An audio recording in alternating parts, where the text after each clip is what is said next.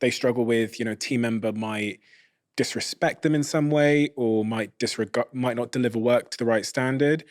And they might struggle with like pulling that person in, knowing how to do that and how to address that situation. And the avoidance of that conflict obviously just causes a bigger future problem because you're setting a new boundary, right? You've let someone jeopardize or cross a line. And if you don't, I'm assuming that if in the moment you don't address that, they're going to cross it again in the future. This is really about like conflict resolution, interpersonal conflict resolution. And when you've been disrespected, how do you deal with that? So the first thing I'm going to do is I'm going to flip it back. What have you done to let people think that they can do that to you? That's the first thing I'm going to say. What standards have you created or what things have you set up to let people think, I don't have to deliver on time. I can't be disrespectful. I can't show up late for work. That's the first thing I'm going to say. So I would hazard a guess that I in the past set a standard for this. Right. Or in some way that I showed up in the past. That's the first thing I'm going to do. Is there something I have done to create an environment where a person thinks that it is okay to do these things?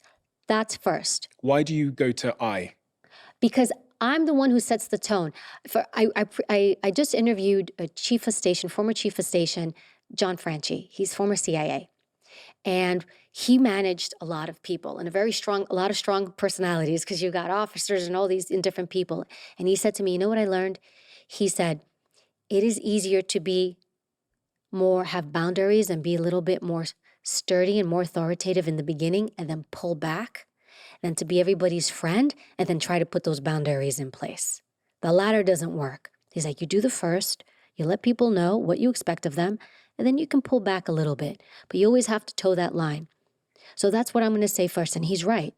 What tone have I set in the environment that I'm working that people think it's okay to do these things? That's one. Now, let's say sometimes I have an outlier. I have a person who does these things. As soon as it happens, you have to address it. What people do is they don't address things. They let it go. It's small. And then it happens again. It's small. Then again. And then we become resentful. We become pissed. Why does this person keep doing it? Why don't they self-correct? Again, it goes back to me. Why haven't I addressed it? People are afraid of conflict. Conflict can be done in a great way. You have to think of it as like I'm competing. I can speak to you, not raise my voice, not make it ugly, and debate something with you. In the White House, next to the Oval Office was the cabinet room. The cabinet room is where the president would sit with all his heads, Secretary of Treasury, Secretary of Homeland Security, and they would discuss and debate policies, laws. And they would compete. One person would say, I don't like this idea. This is why. Another person would say, well, this idea doesn't work. This is why. You have to be comfortable in doing that. Most people are not. They don't understand that you can sit somebody down and say, hey, this happened. Can you tell me about that? I had someone who worked for me and she had made a mistake on something. And so it was a pretty big mistake. So I called her up and I said, hey, you know what, this and this happened. Talk me through it. And I let her explain, and, she said, I'm sorry, this and that. There's a reason why. But the one thing I did, I said, because I wanted to rectify it, because I didn't want it to happen again, I was like, is there anything I can do to help make your job better so you can be more successful at what you do?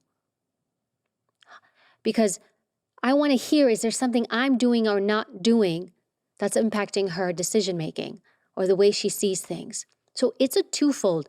But you also, too, when it comes to respect, and this is a whole separate thing you brought up, with the respect part, just make sure people are truly disrespecting you and that's not your ego that feels disrespected. Because sometimes people can't take somebody pushing back. And if my goal is to make a great product or business deal or transaction, then everything we do should be in furtherance of that. But what happens is, Stephen, people are so afraid of hurting other people's feelings or stepping on other people's toes. Nobody says something, and that's worse.